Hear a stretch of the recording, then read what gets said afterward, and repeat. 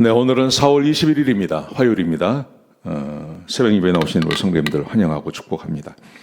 말씀 나누기 전에 공동기도 제목으로 기도하시겠습니다. 배옥준 집사의 병상에 함께 하셔서 통증이 없게 하시고 하나님의 위로와 힘을 부어주십시오. 권하자 집사가 다시 걸을 수 있게 회복시켜 주십시오. 김시 집사의 건강을 회복시켜 주시고 데이비박 형제의 건강이 회복되게 해 주십시오. 나의 모든 가족이 예수님 믿고 구원받게 해 주십시오. 예수님 이름으로 기도합니다. 아멘. 오늘 본문의 말씀은 시편 103편입니다. 시편 103편, 하나님을 알면 찬양할 수 있다 하는 것입니다. 어제는 하나님을 알면 기도할 수 있습니다. 오늘은 하나님을 알면 찬양할 수 있습니다. 여러분, 찬양한다는 것은 굉장히 마음이 기쁜 겁니다. 하나님 앞에 나와서 하나님을 찬양한다. 어떤 상황에서도 하나님을 찬양해야 되죠.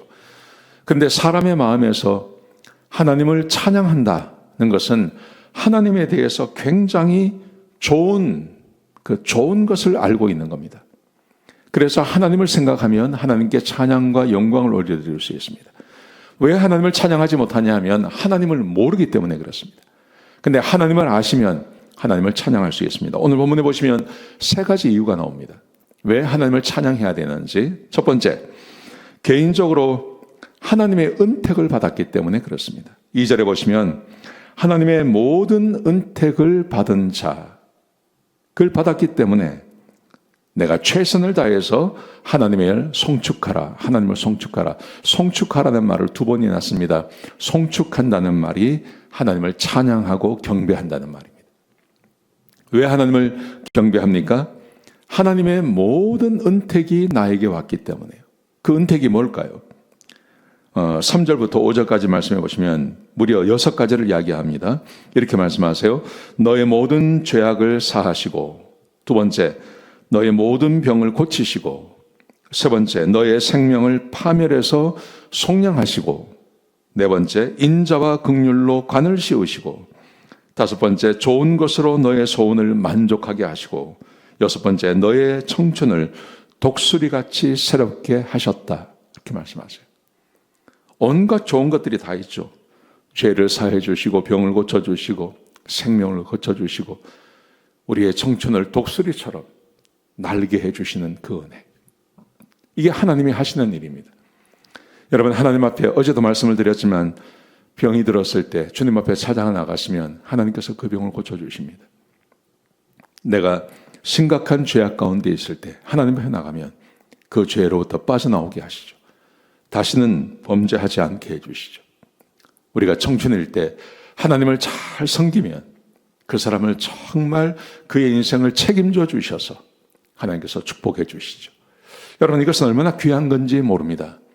여러분, 개인적으로 하나님께서 이렇게 은택을 우리에게 베푸십니다. 그러므로 하나님을 찬양할 수 있는 것입니다. 매주마다 교회에 오셔서 예배 드릴 때 하나님께서 지난 한 주 동안 나에게 베풀어 주신 그 은택을 생각해 보십시오. 여기에 해당되지 않은 사람이 아마 없을 것입니다. 우리는 하나님을 찬양할 수 있는 것입니다. 두 번째, 하나님의 공적인 이유. 하나님이 개인적으로 나에게 은혜를 베풀어 주신 것 외에도 공적으로 하나님이 하시는 일이 있는 거예요.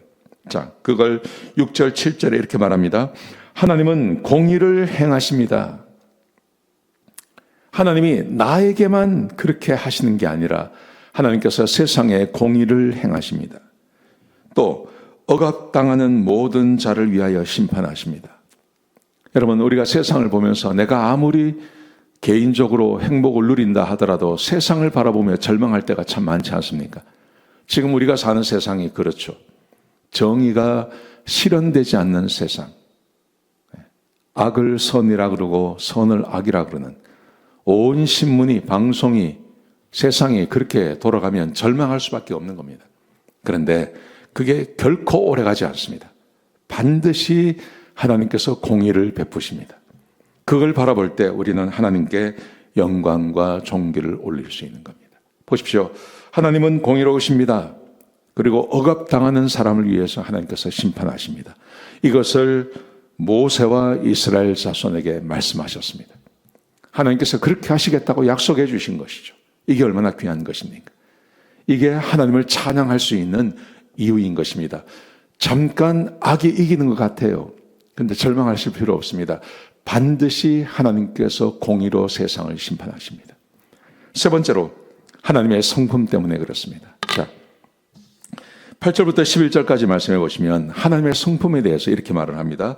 하나님은 긍휼이 많으시고 은혜로우시며 노하기를 더디하시며 인자가 풍부하십니다. 하나님은 자주 경책하지 아니하시고 노를 영원히 품고 계시지 않습니다. 하나님은 우리의 죄를 따라 처벌하지 아니하시고 죄를 따라 갚지 아니하십니다. 하나님께서 만약 우리가 죄를 짓는 것을 건건마다 징계하신다면 살아남을 수 있는 사람이 아무도 없을 것입니다. 하나님은 죄를 따라서 즉시 처벌하지 않습니다. 죄를 따라 갚지 않으신다고 말씀하세요.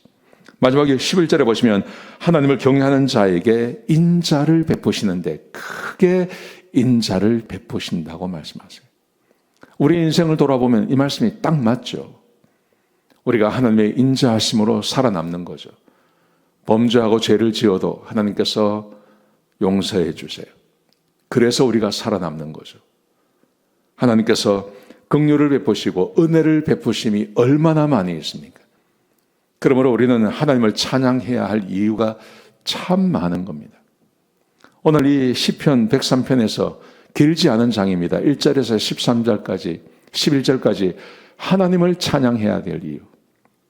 개인적으로 하나님께서 은혜를 베풀어 주시고 공적으로 하나님께서 은혜를 베풀어 주시고 그렇게 하시는 하나님의 성품이 얼마나 우리에게 귀한 것인지를 말씀해 주고 있는 겁니다.